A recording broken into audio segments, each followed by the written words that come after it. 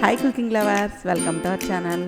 మన ఇంట్లో కూరగాయలు ఏమీ లేనప్పుడు లేదా కూర త్వరగా చేయాలన్నప్పుడు మన ఇంట్లో కొబ్బరి చెక్కలు ఎలా ఉంటుంటాయి కదండి. ఒక కొబ్బరి చెక్కతో పులుసు అయితే ఈజీగా పెట్టేసుకోవచ్చు. చాలా సింపుల్గా చేయొచ్చు. పులుసు కూడా చాలా టేస్ట్గా ఉంటుంది. ఈ కొబ్బరి పులుసుని ఏ విధంగా చేయాలో వీడియోలోకి అయితే వెళ్ళిపోదామా.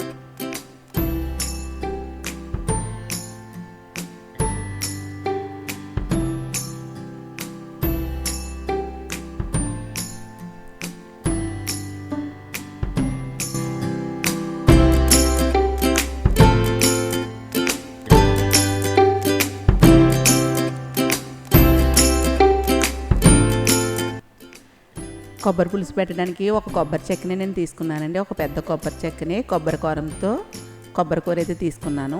ఈ చిన్న కప్పు నిండుగా వచ్చింది కొబ్బరి తురుము. లేదా మీరు కొబ్బరి ముక్కల్ని మిక్సీలో వేసుకునైనా కొంచెం కోర్సుగా మిక్సీ పట్టుకోవచ్చు. ఒక కప్పు నిండుగా ఉల్లిపాయ ముక్కలు తీసుకున్నాను.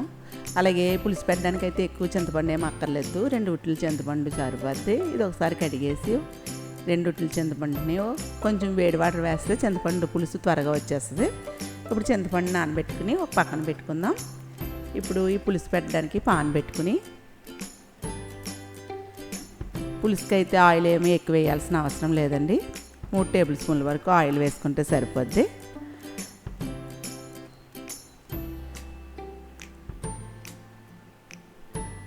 మనం ఎలాగో మసాలా కర్రీస్లోనే అది ఎక్కువ వేసుకునే ఆయిల్ అలాంటప్పుడు ఎక్కువ వాడాల్సి వస్తుంది. ఇలాంటప్పుడు పులుసులప్పుడు అది అయితే ఆయిల్ అయితే ఎక్కువ వేయాల్సిన ఏం అవసరం ఉండదు. ఒక 1/4 టీ స్పూన్ జీలకర్ర, కొద్దిగా ఆవాలు, చిటికెడు మెంతులు కూడా వేసుకుని కొంచెం దోరగా ఆయిల్లో ఫ్రై చేయాలి. ఏ పులుసు పెట్టినా చిటికెడు మెంతులు వేసుకుంటే పులుసు కమ్మదనం వస్తుందండి. అలాగే జీలకర్ర వేయడం వల్ల గ్యాస్ట్రిక్ అది లేకుండా ఉంటుంది.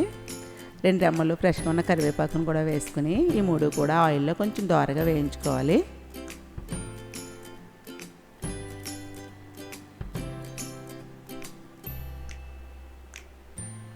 అలాగే చిన్నగా కట్ చేసిన ఉల్లిపాయ ముక్కలను కూడా వేసుకుని ఉల్లిపాయ ముక్కలు కూడా ఆయిల్లో దోరగా వేయించుకోవాలి.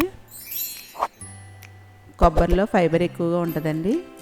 ఈ కొబ్బరిలో ఫైబర్ ఎక్కువ ఉండడం వల్ల క్యాన్సర్ రాకుండా సహాయం చేస్తుంది. అందుకని వారంలో 2-3 సార్లైనా కొబ్బరితో మనం ఏదో ఒక విధంగా రెసిపీస్ చేసుకుంటూ ఉండాలి. మన ఇంట్లో ఎలాగో కొబ్బరి చెక్కలు ఉంటుంటాయి కదండి. నానబెట్టిన చింతపండుని ఇలా గుజ్జు తీసేసుకోవాలి. పులుసు పిండి వేస్తున్నాను నేను. ముందే ఎక్కువ వాటర్ వేసి పులుసు పిండుకోకుండా చూసుకుని ఒకసారి వాటర్ వేసి పిండి వేసుకున్న తర్వాత అవసరాన్ని బట్టి మళ్ళీ వాటర్ వేసుకుని పిండుకోవచ్చు. కొత్తగా వంట చేసే వాళ్ళైనా ఈ కొబ్బరికాయ పులుసుని అయితే ఈజీగా చేసేయచ్చండి. బ్యాచిలర్స్ కూడా చేసేయచ్చు ఈజీగా. ఇప్పుడు ఆయిల్లో ఉల్లిపాయ ముక్కలు కొంచెం ఇలా దోరగా వేగిపోవాలి. ఇందులోకి 2 పచ్చిమిర్చిని ఇలా పొడవుగా కట్ చేస్తాను. ఈ పచ్చిమిర్చిని కూడా ఇందులో వేసుకుని కొబ్బరి కూరను కూడా ఇందులో వేసేసుకోవాలి. మనం కొబ్బరి కూరతో అయితే బ్లాక్ పార్ట్ రాకుండా ఉంటుందండి. అదే మీరు మిక్సీలో వేసేటట్లయితే బ్లాక్ పార్ట్ని అయితే తీసేసి అప్పుడు మిక్సీ జార్లో వేసుకుని కొబ్బరిని అయితే తురమండి. ఈ కొబ్బరి తురుము కూడా వేసిన తర్వాత 1 నిమిషాలు ఆయిల్లో ఫ్రై చేసిన తర్వాత ఇందులోకి సరిపడా సాల్ట్ని అయితే వేసుకోవాలి. నేను 1 టీ స్పూన్ సాల్ట్ వేస్తున్నాను. మీ రుచికి తగినట్టు వేయండి. 1/4 టీ స్పూన్ పసుపు కూడా వేసుకుని, దీనికైతే కారం ఏమి ఎక్కువ పట్టదు. అది మనం చిన్న కొబ్బరి చెక్కతో ఒక చిన్న కప్పుతో కూర తీసుకుని చేస్తున్నాం కాబట్టి 1 టీ స్పూన్ కారం కూడా వేసుకుని ఉప్పు, కారం, పసుపు ఇవన్నీ కూడా కొబ్బరి తురుముకి పట్టేలాగా ఒక 2 నిమిషాలు ఆయిల్లో ఇవన్నీ కూడా ఫ్రై చేయాలి. ఎప్పుడు నాన్ వెజ్ కర్రీస్ అని కూరగాయలతోని ఫ్రైస్ ఇవన్నీ చేసుకుంటుంటాం కదండి. ఇలా అప్పుడప్పుడు కూడా కొంచెం డిఫరెంట్గా కొబ్బరితో ఇలా పులుసు అని లేదా కూర, పచ్చడి ఏదో ఒకటి మనం వీళ్ళని బట్టి చేసుకుంటూ ఉంటే కొంచెం డిఫరెంట్గా ఉంటుంది. 2-3 నిమిషాలు ఆయిల్లో కొబ్బరి తురుము, ఉప్పు, కారాలు అన్నీ బాగా పట్టిన తర్వాత కొద్దిగా కొత్తిమీర కూడా వేస్తున్నాను. అలాగే ప్రతి దాంట్లోకి మనం కరివేపాకుని యూజ్ చేయడం వల్ల కరివేపాకు మన హెల్త్కి ఎంతో మంచిది కదండి. మన కంటికి, హెయిర్కి కూడా హెల్త్కి మంచిది. అలాగే కరివేపాకు వేయడం వల్ల ఫ్లేవర్ కూడా బాగుంటుంది. అందుకే నేను ప్రతి దాంట్లో కరివేపాకుని అయితే యూజ్ చేస్తూ ఉంటాను. ఇప్పుడు ఇందులోకి పిండుకున్న చింతపండు పులుసుని వేసేసుకుని చూసుకుని ఇంకా కొంచెం పలుచగా కావాలంటే ఇంకా కొద్దిగా వాటర్ వేసుకుని పులుసు పిండుకోవచ్చు. ఇది మరీ పలుచగా ఉన్నా బాగుండదు, మరి చిక్కగా ఉన్నా బాగుండదు.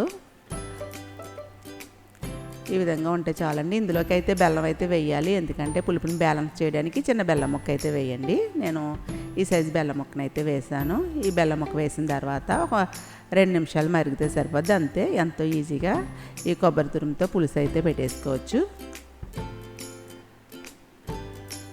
సాల్ట్ సరిపోయిందో లేదో చూసుకుని అడ్జస్ట్ చేసుకోవచ్చు. మనకు టైం లేనప్పుడు క్విక్గా అయిపోద్దండి. నేను కారంలోనూ ఇంట్లోనే కారం మిల్లి పట్టిస్తాను కాబట్టి అందులో నేను జీలకర్ర పొడి, ధనియాల పొడి అయితే యాడ్ చేయలేదండి. అదే మీరు పచ్చికారం ప్యాకెట్ అయితే కొన్నట్లయితే 1 టీ స్పూన్ ధనియాల పొడి, 1/2 టీ స్పూన్ జీలకర్ర పొడిని అయితే కారం వేసినప్పుడే వేసేయండి. 2 నిమిషాలు పులుసు మరిగిపోయింది చూడండి. ఈ విధంగా ఉండగానే స్టవ్ ఆఫ్ చేసేసుకోవాలి. చల్లారిన తర్వాత ఇంకా కొంచెం చిక్కబడుతుంది.